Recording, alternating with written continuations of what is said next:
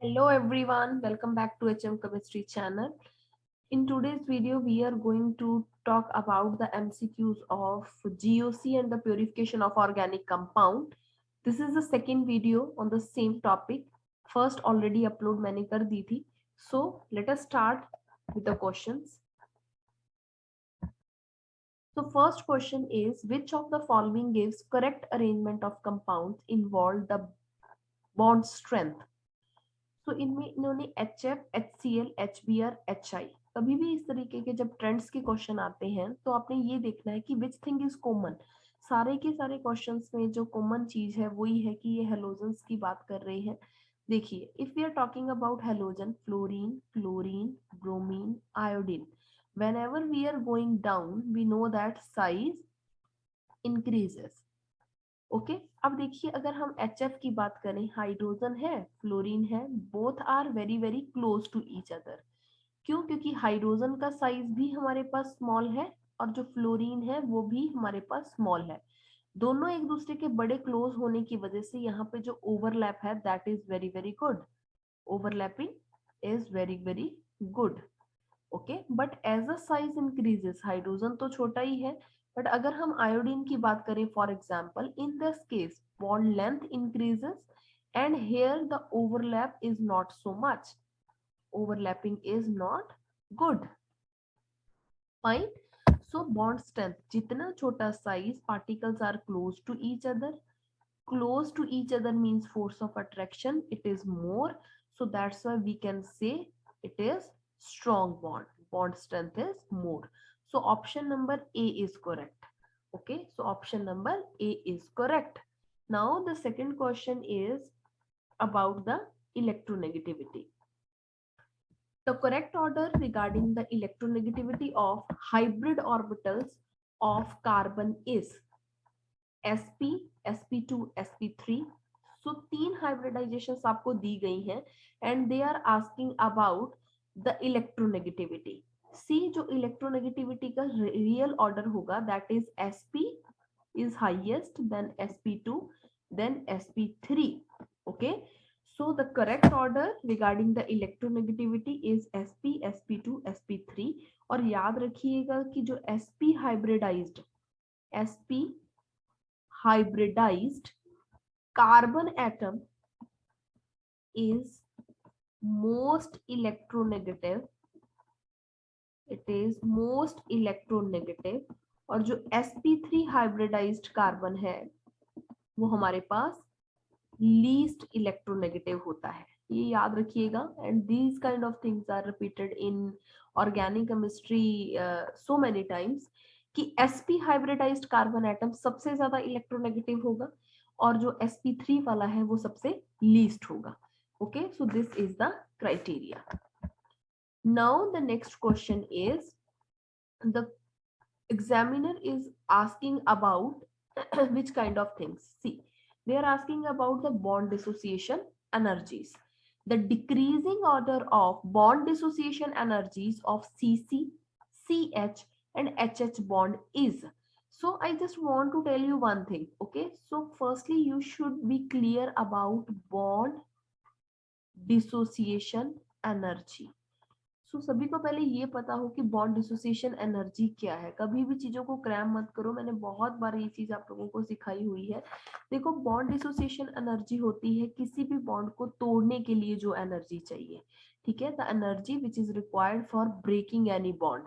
Okay, मान लीजिए इस बॉन्ड को हमने ब्रेक करना है तो the energy required for this is bond dissociation energy. Fine. अब देखिए, मान लीजिए कि अगर मैं बात करूं ए और बी, एक ये कंडीशन है, उसके बाद मैं ये ले लूं ये वाली कंडीशन. इसमें ये दोनों पार्टिकल क्लोज है, यहाँ पे बॉन्ड लेंथ बिल्कुल एक दूसरे के पास है. क्लोज होने की वजह से यहाँ पे जो फोर्स ऑफ अट्रैक्शन है वो बहुत ज्यादा होगा. जितना फोर्स ऑफ अट्रैक्शन होगा तो बॉन्ड भी उतना ही स्ट्रॉन्ग होगा. अगर इसकी बात करें तो पार्टिकल क्लोज नहीं है, they are away from each other. अगर एक दूसरे से दूर है तो फोर्स ऑफ अट्रैक्शन बहुत कम लग रहा है और बॉन्ड को तोड़ना, bond breakage is easy. Okay, bond breakage is easy. So in the same manner, if you see this H bonding, okay, H बहुत छोटा है, it is close to H, the force of attraction is very very high. उसके बाद मैं carbon ले लेती हूँ, it is slight bigger, उसके बाद हाइड्रोजन, और कार्बन तो फिर ये और भी बड़े हो गए. तो option number A is correct. Okay, so from my side option number A is correct. Okay, this is the thing. सबसे ज्यादा इसकी, उसके बाद CH की, उसके बाद CC की. फाइन. उसके बाद नेक्स्ट हमारे पास आता है hybridization of nitrogen atom in the pyridine. मैंने ऑलरेडी आपको ये बता दिया था. pyridine की बात करें तो अगर मैं इसको ऐसे ड्रॉ कर लूं तो this is pyridine. Okay, so this group is attached with how many groups? One group and two groups. Hybridization निकालनी है तो this is sp2 hybridized. Option number B is correct. The next question is, which of the following is purified by sublimation? Which of the following can be purified by sublimation? Sublimation क्या technique थी, मैंने already उस दिन भी आपको समझाया था. Sublimation होता है कि this is the process in which कोई भी सॉलिड अगर आप लेते हैं, okay, the solid is converting directly into the gaseous state. No liquid state is there. Okay, so no liquid state is there. ऐसे होना तो ये चाहिए, बट अगर आप डायरेक्टली इसको कन्वर्ट कर पा रहे हैं तो this process is known as sublimation. तो देखिए, जब आप इस चीज को कंसीडर कर रहे हैं तो आयोडीन अगर आप लेके चलेंगे तो iodine it is solid in nature. Okay, so this is solid in nature. जब ये खुद सॉलिड है तो उसको आप सब्लिमेशन से आराम से प्यूरिफाई कर सकते हैं. तो this is the correct answer, iodine. Okay, next question is, what is the percentage of p character of hybrid orbitals of carbon in methane, ethene and ethine respectively? So I'm going to do the question. Okay, so how we will do this? देखिए, अगर हम methane की बात करें, what is methane? CH4. CH4 एक carbon है. How many groups are there? जो इसके साथ अटैच है 4. क्या हाइब्रिडाइजेशन होगी? 4 ग्रुप के साथ अटैच है तो sp3 हाइब्रिडाइजेशन. अगर sp3 हाइब्रिडाइजेशन यहाँ पे हो गई तो हम लिख रहे हैं, देखना, परसेंटेज ऑफ p करेक्टर हम निकालेंगे. Okay, so this is equal to, कितने हिस्से हैं टोटल? 1 इसका, 3 इसके, तो टोटल तो 4 पार्ट्स है ना. तो p का परसेंटेज निकालना है तो कैसे निकालेंगे? 3/4 इंटू 100, तो दिस इज 75%. ठीक है, तो मैंने अभी फर्स्ट का ही निकाला है. तो if you are able to see, ठीक है, तो फर्स्ट का हमारा आंसर जो आया है that is, you can say it is 75. तो चेक करिए, 75 ए ऑप्शन है, तो आप इसको डायरेक्ट भी टिक मार सकते हैं. Okay, so if I am going to tell the second thing, this is ethene. Ethene के केस में हमारे पास फॉर्मूला क्या होता है? It is CH2 double bond CH2. Okay, so hybridization यहाँ पे क्या होगी? एक कार्बन 3 ग्रुप्स के साथ अटैच है तो दिस इज sp2. तो कितने हिस्से हो गए? 3 पार्ट. तो हम क्या इसकी कैलकुलेशन कर सकते हैं? 3 bye, you can say 2/3 into 100. तो कैलकुलेशन में कितना आ गया? 66.67%. फाइन. तो 67 नहीं दिया गया, 66 ही दिया. तो इस तरीके से करिए. लास्ट वन है इथाइन. इथाइन का केस अगर आप देखेंगे तो फॉर्मूला क्या होता है? CH triple bond CH. एक कार्बन एटम 2 ग्रुप्स के साथ अटैच है तो sp हाइब्रिडाइजेशन 1/2 पार्ट्स है. तो हम क्या इसको ऐसा कर सकते हैं, अगर हम परसेंटेज ऑफ p निकालें तो 1/2 इंटू 100, तो this is 50%. So answer number A is correct.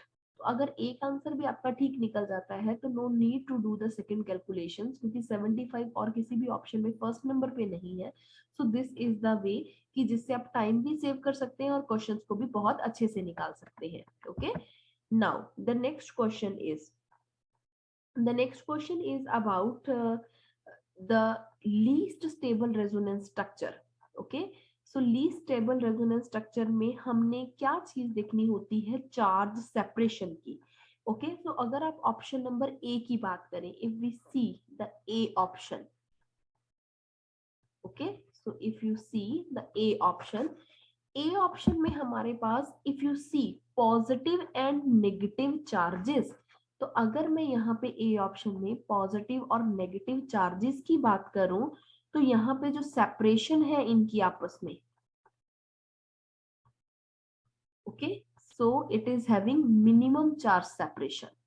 देखिए ये पॉजिटिव था, ये नेगेटिव, ये पॉजिटिव नेगेटिव, तो ये यहाँ पे जो चार्ज की सेपरेशन है this is not much. Okay, so ये दोनों नेगेटिव नेगेटिव आ गए, ये हो ही नहीं सकता। यहाँ पे ये बहुत दूर चले गए, तो यहाँ पे आपने स्ट्रक्चर नंबर ए में देखा कि यहाँ पे जो चार्जेस हैं they are having minimum charge separation. Okay, so if minimum charge separation is there, so you can say it is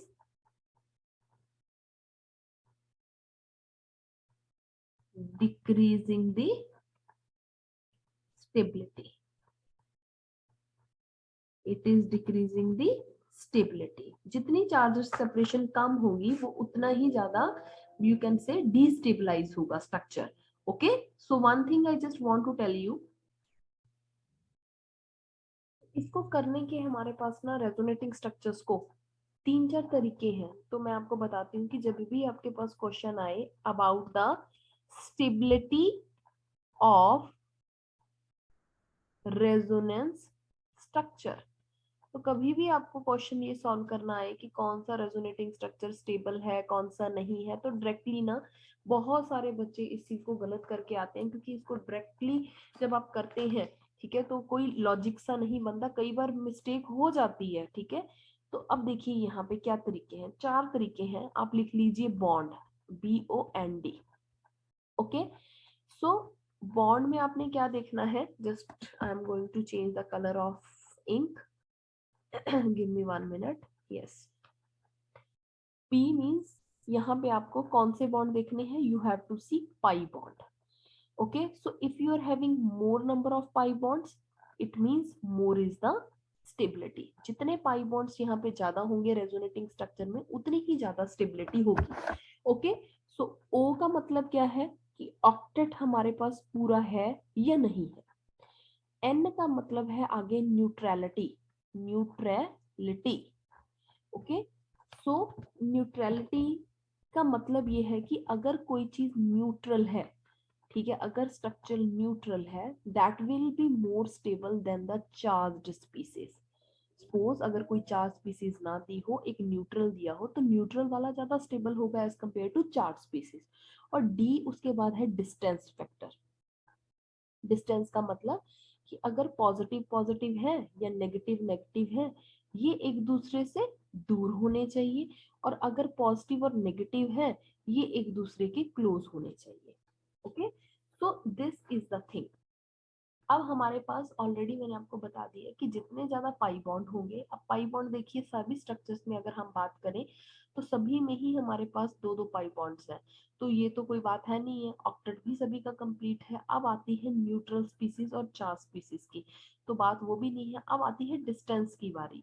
distance check करिए कि किस स्पीसीज में हमारे पास, ये देखिए आप यहाँ पे तो ऑलरेडी यहाँ पे स्पीसीज का ये नहीं है, तो डिस्टेंस अगर पॉजिटिव पॉजिटिव है, ये दूर होना चाहिए, यहाँ पे सबसे क्लोज है पॉजिटिव पॉजिटिव चार्ज। ओके, और नेगेटिव नेगेटिव चार्जेस, तो positive positive charge negative negative charge जो सिमिलर है, वो एक दूसरे से जितनी ज्यादा दूर होंगे उतनी ही ज्यादा स्टेबिलिटी होगी। तो ऑप्शन नंबर ए जो है that is the wrong answer, mean जिसकी स्टेबिलिटी सबसे कम है, यू कैन से, तो option number A is correct. तो याद रखिएगा जब भी रेजोनेंस के रिगार्डिंग क्वेश्चन आए तो 4 चीजें देखनी है, पाई बॉन्ड जिसके सबसे ज्यादा है उतनी ही ज्यादा स्टेबिलिटी है, जिसका ऑक्टेट कंप्लीट है वो ज्यादा स्टेबल है। ओके, अगर कोई न्यूट्रल स्पीसीज इसके बीच में दे दी जाती, कोई ऐसा ऑप्शन होता जिसके ऊपर चार्ज ना होता, तो वो ज्यादा स्टेबल होता है एज कम्पेयर टू चार्ज। और लास्ट में डिस्टेंस, सिमिलर चार्जेस एक दूसरे से बहुत दूर होने चाहिए, तभी हमारे पास जो है स्टेबिलिटी बनेगी। Fine, so this is the way कि किस तरीके से आपने क्वेश्चंस को करना है। Now the next question is compare list 1 and list 2 and choose the correct matching codes from the choices। Okay, so इन्होंने 3-4 चीजें दे रखी हैं जिसमें ये लोग पूछ रहे हैं कि हमारे पास कौन सी चीज किसके साथ मैच कर रही है। फाइन, सो इन्होंने ग्लिसरॉल दिया है, ऑर्थोनाइट्रोफिनोल दिया है, then you can say we are having anthracene, then halogen. Okay, so lot of things are there that is given. Okay, so एक ही क्वेश्चन में बड़ा सारा पैकेज है, तो हमारे पास इसका ऑप्शन नंबर ए करेक्ट होगा। ओके, तो option number A is correct. तो किस तरीके से इसको आपको पता चलेगा, देखिए अगर हम ग्लिसरॉल की बात करें तो पहले मैं आपको समझा दूं कि जो सब्लिमेशन है, सब्लिमेशन में तो ऑलरेडी मैंने आपको बता दिया था कि यहाँ पे हम सॉलिड से क्या कन्वर्ट करते हैं, it is converting into gaseous state. जो बेल्स्टेन टेस्ट है वो हमेशा हम हेलोजन की डिस्ट्रक्शन के लिए यूज करते हैं। This is a characteristic test जिसको आप क्या करते हैं, कॉपर वायर लेके और कॉपर वायर लेके उसको हीट करते हैं और उससे आप हेलोजेंस की डिटेक्शन करते हैं। बहुत सारे क्वेश्चन इसके ऊपर आते हैं बेल्स्टेन टेस्ट के ऊपर, वेरी वेरी इंपॉर्टेंट, और मैंने लैब टेस्ट की वीडियोस डाली हुई हैं, आप देख सकते हैं, और बहुत सारे क्वेश्चन लैब टेस्ट के ऊपर आते हैं। उसके बाद है Victor Meyer method. Victor Meyer method आपने अगर अल्कोहल फिनोल चैप्टर अच्छे से पढ़ा है तो विक्टर मेयर मेथड में हम क्या करते हैं, primary alcohol, secondary alcohol, tertiary alcohol, उसको हम विक्टर मेयर मेथड से सेपरेट कर सकते हैं। ओके, सो प्राइमरी जो है हमारे पास वो रेड कलर देता है, जो सेकेंडरी होता है वो ब्लू कलर देता है, और टर्शरी हमारे पास कोई भी कलर नहीं देता, it is colourless. Okay, so Victor Meyer test हमेशा आपको अल्कोहल्स को सेपरेशन के लिए यूज करते हैं। स्टीम डिस्टिलेशन होता है जब कोई भी कंपाउंड कोई हीट सेंसिटिव हो, उसको आपने सेपरेट करना है लिक्विड लिक्विड सैंपल्स को, तो स्टीम डिस्टिलेशन करते हैं, और मैंने इसका एग्जांपल पिछली वीडियो में करवाया था, होपफुली आपको याद हो क्वेश्चन ही, ऑर्थो और पैरानाइट्रोफिनोल की सेपरेशन। उसके बाद है वैक्यूम डिस्टिलेशन। ओके, और ऑडियोमेट्री। ऑडियोमेट्री हमारे पास क्या चीज होती है, जस्ट वेट, ऑडियोमेट्री। ऑडियोमेट्री एक ऐसा डिवाइस है जिससे आप क्या चेंज चेक करते हैं, changes in, we can check changes in volume of gas. Gas का वॉल्यूम चेंज करने के लिए, ठीक है, किसी भी कंडीशन पे जो डिवाइस हम यूज करते हैं that is known as audiometry. Fine, so इसको आप सब देखिए, जो ए ऑप्शन है that is mixing with this orthonitrophenol. Okay, so मैंने ऑलरेडी बता दिया था कि ये फोर्थ है, तो अगर ये फोर्थ भी आपको याद रहता है तो देखिए आप कितने ऑप्शन काट सकती हैं यहाँ से। Anthracene is purified with the help of sublimation. Halogen हम बेल्स्टिन टेस्ट से करते हैं, and the molecular weight determination is about the Victor Meyer method also. So option number A is correct. Okay, so you have to be careful about the basic terminology that is coming into the paper। तो ऐसा नहीं हो सकता कि तुक्के से question ठीक हो जाए, आपको चीजों का पता होना चाहिए तभी क्वेश्चन ठीक होंगे। सो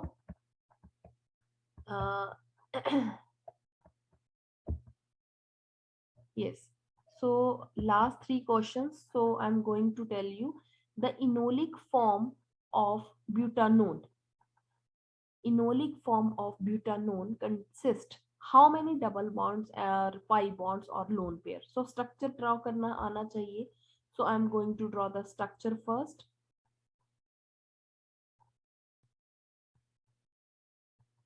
Okay, so I'm going to draw the structure।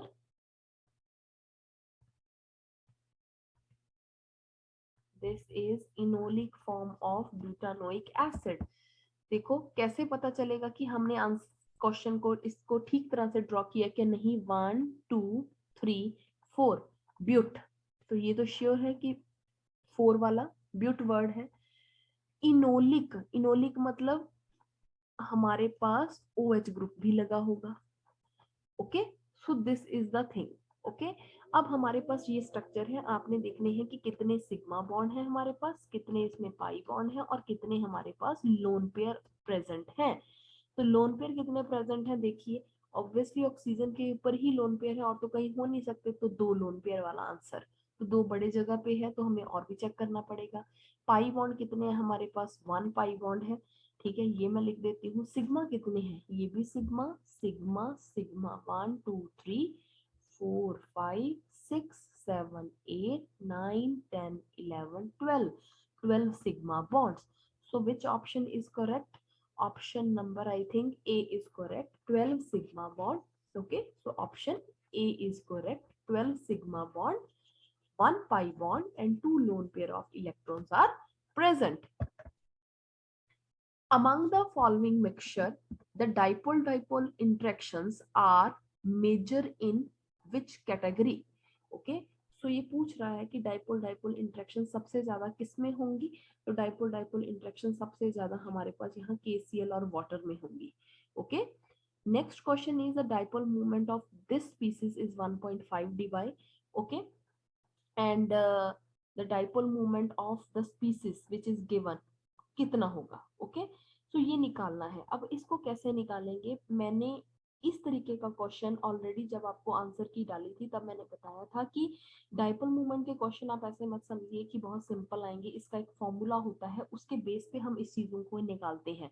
Firstly x क्या है, हेलोजन है. कोई भी हेलोजन आप लिख के देख सकते हैं, फ्लोरीन क्लोरीन ब्रोमीन आयोडीन. ठीक है, तो ये आप कुछ भी बना लीजिए. फाइन. सो अगर मैं यहाँ पे इसको एक्सप्लेन करूं तो देखिए कैसे करेंगे इसको एक्सप्लेन. देखो, अगर मैंने यहाँ पे बेंजीन रिंग की बात की, ठीक है, तो अगर मैं यहाँ पे क्लोरीन्स बना दूं सारी जगह पे, सपोज करिए ये क्लोरीन ये क्लोरीन ये क्लोरीन, ये क्लोरीन और ये क्लोरीन एक दूसरे के बिल्कुल सामने है. ठीक है, तो अगर मैं यहाँ पे ड्रॉ करूं 1 2 3 4 5 6, ठीक है, ये स्ट्रक्चर है मेरा. तो जो दिया था मैंने उसकी जगह क्लोरीन लगा दिया और कोई चेंज नहीं किया. अब देखिए यहाँ पे ये 5 और 2, ठीक है, C2 है और जो C5 है, दोनों के ऊपर क्लोरीन क्लोरीन लगा है. तो अगर आप डाइपोल मोमेंट्स की बात करेंगे तो अगर ये ऊपर खींच रहा है ये नीचे आ रहा है, तो ये दोनों तो कैंसिल हो गए. तो इनका जो नेट इफेक्ट है वो क्या हो गया, कैंसिल. अब इनका अगर नेट इफेक्ट कैंसिल हो गया तो व्हाट थिंग्स आर पेंडिंग, हमारे पास एक तो ये बचा 3 नंबर पे और एक बचा है 1 पे. इसका मतलब दोनों की है मेटल लिंकेज जो आपस में 1 3 पोजीशन पे प्रेजेंट है, और वो हमारे पास क्या करेंगी, डाइपोल मोमेंट को जनरेट करेंगी. अब डाइपोल मोमेंट C1 और C3 की वजह से है, तो एक फॉर्मूला होता है mu is equal to μ1 square plus μ2 square plus 2 μ1 μ2 cos theta. Okay, so देखिए हमें 1.5 दिया गया है बेंजीन रिंग का. ओके, सो बेंजीन रिंग तो हमारे पास है ही है. अब इन दोनों के बीच में अगर आप एंगल देखेंगे तो एंगल कैसे होगा, देखो इसको एक्सटेंड करोगे तो ये वाला जो एंगल है दैट इज 120 डिग्री. तो इसको कैसे सॉल्व करेंगे, सी 1.5 का square plus 1.5 square plus 2 into 1.5 into 1.5, okay, and cos of 120 degree. जब इसको आप सॉल्व करेंगे तो it is 1.5 divide that is coming. Okay, so answer number B is correct. Okay, so answer number B is correct. तो इस तरीके से आपने इसको सॉल्व करना है. ये क्वेश्चन लेक्चरर के पेपर में अभी अभी जो रिसेंट हुआ था उसमें इन लोगों ने ये क्वेश्चन डाला था. So these kind of things are very very important. Formula के ऊपर डाइपोल मूवमेंट के क्वेश्चन आ रहे हैं और पिछली बार भी यही क्वेश्चन आया था. So be prepare for the formula, these type of questions very very important. So in today's video these kind of question which I have discussed, they are having different type of concept. इसको याद करिए, copy पे लिखिए, and if you find these videos helpful so like करिए, share करिए, और channel अगर subscribe नहीं किया तो चैनल को सब्सक्राइब करिए. Okay, so be happy and chemistry is very very easy. So funny way में इसको याद करिए, इंजॉय करके पढ़िए. Okay, so don't get panic. और बहुत सारे बच्चों की जो मेरे पास रिक्वेस्ट आई हुई थी वो ये है कि कोचिंग के रिगार्डिंग बहुत बच्चे पूछते हैं. देखो, अगर आपको केमिस्ट्री की नॉलेज है तो कहीं से भी आपको कोई कोचिंग लेने की जरूरत नहीं है. Just do the practice of MCQs and previous year question. और जो स्ट्रेटर्जी मैंने आपको बताई हुई है, जिसकी वीडियोस की मैंने ऑलरेडी डाली हुई है ऑर्गेनिक की प्रिपरेशन की, उस तरीके से आप उसको प्रिपेयर करिए. किसी भी कोचिंग इंस्टीट्यूट की आपको किसी भी तरह की कोई नीड नहीं है if you are having the basic knowledge of chemistry, so you just need the self study time. Okay ऐसा नहीं है कि ये इंस्टीट्यूट है या कोई भी किसी भी जगह पे अगर आप जाते हैं तो आपको वो ऑटोमेटिकली आपके माइंड में सारी चीजें डाल देंगे। सबसे जरूरी फैक्टर है सेल्फ स्टडी। ठीक है, अगर आप सेल्फ स्टडी कर सकते हैं, टाइम आपके पास है, टेलीग्राम चैनल पे बहुत सारे नोट्स अवेलेबल हैं, तो पेड कोर्स पे जाने की कोई जरूरत नहीं है। हाँ, अगर जिसको बिल्कुल भी ये चीज की नॉलेज नहीं है कि मेरे से नहीं होगा या मेरे को बिल्कुल एबीसी भी नहीं आती सब्जेक्ट की, then you can go for coaching. Otherwise आपको किसी भी जगह से कोचिंग लेने की जरूरत नहीं है। बहुत बहुत आजकल मैसेज बच्चों के जो आते हैं कि मैम कौन सी जगह से जाएं, ये करें वो करें, जोलॉजी बॉटनी की कोचिंग कहाँ से लें, फिजिक्स की कोचिंग कहाँ से लें। सो पैसों को वेस्ट मत करिए। अगर आपको नॉलेज है, do self study and do practice of MCQs and the previous year questions. सारे बच्चे अच्छे से प्रीवियस ईयर क्वेश्चंस को अगर आप कर लेते हैं और थोड़ी बहुत प्रैक्टिस आप MCQs की साथ साथ करते रहें तो पेपर आपका डेफिनेटली क्लियर होगा। मेजर रीजन पेपर ना क्लियर होने का यही है कि हम ये सोचते हैं कि हम प्रीवियस ईयर क्वेश्चन को बिल्कुल लास्ट 2 दिन लगा के कर लेंगे पेपर से पहले। ठीक है, तो ये एक बिल्कुल रॉन्ग क्राइटेरिया है। Okay, so do self study, give the time to the study. अगर आपके पास 1-2 महीने पेपर में हैं तो आप अच्छे से प्रैक्टिस कर पाएंगे। सो if you like this video, channel को सब्सक्राइब करें, शेयर करें और कमेंट में जरूर बता के जाएं कि आपको वीडियो कैसी लगी। मिलते हैं नए वीडियो में, बाय बाय।